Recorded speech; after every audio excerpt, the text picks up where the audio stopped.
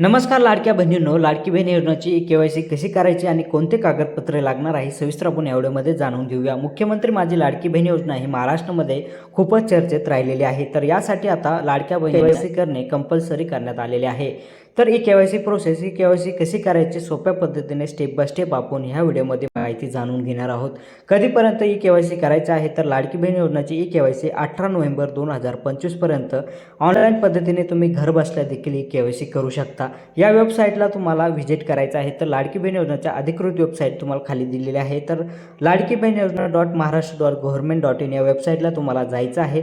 या ठिकाणी आल्याच्या नंतर पती किंवा वडिलांचे आधार कार्ड टाकायचं आणि त्यानंतर तुम्हाला त्यावर OTP येईल। तो OTP टाकून तुम्हाला व्हेरिफिकेशन करायचे आहे आणि या ठिकाणी तुम्हाला काही प्रश्न विचारण्यात येईल, ते प्रश्नाचे उत्तर द्यायचे आहे आणि तुमची ई के.वाय.सी इथे कंप्लीट होणार आहे।